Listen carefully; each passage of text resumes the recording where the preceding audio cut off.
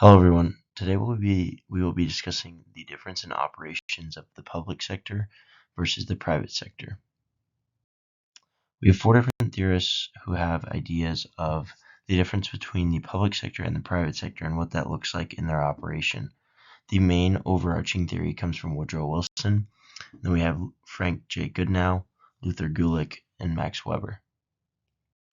Now the main question of this discussion is, what is the theoretical difference between public and private sector? Woodrow Wilson gives the overarching theory or answer to this through the politics-administration dichotomy. He argues that administration should be separated from politics and should be managed using scientific business-like methods.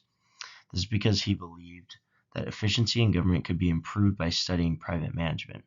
Now this brings the question of, are we looking for efficiency or legitimacy? And when we start to run a public sector entity like private sector, how will we see efficiency and legitimacy affected? Frank J. Goodenow furthers Woodrow Wilson's distinction in the politics-administration dichotomy by saying that politics are the expression of the will of the state, or policy expression, and administration is the execution of that will, or policy execution.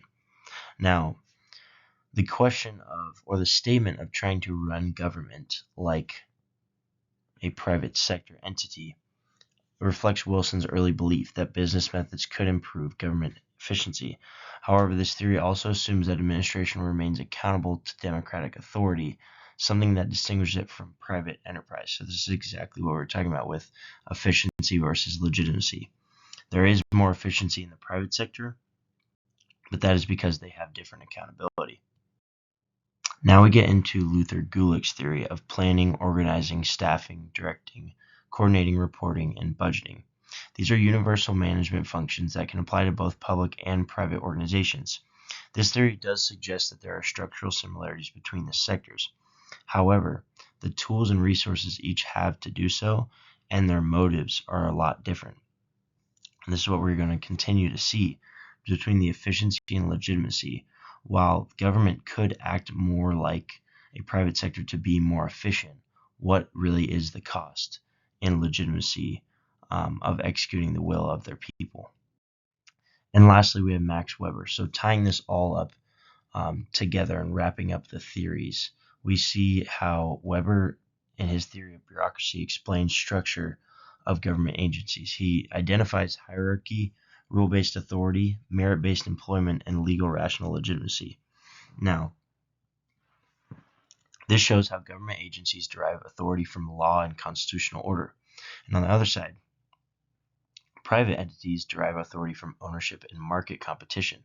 This highlights the difference that government is accountable to citizens and not law, citizens and law, not profit or shareholders.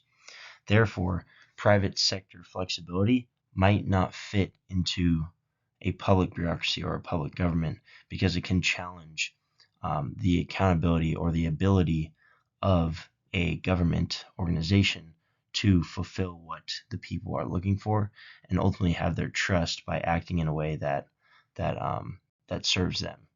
Because in business efficiency mindset, it eliminates more of the accountability and the legitimacy of a government.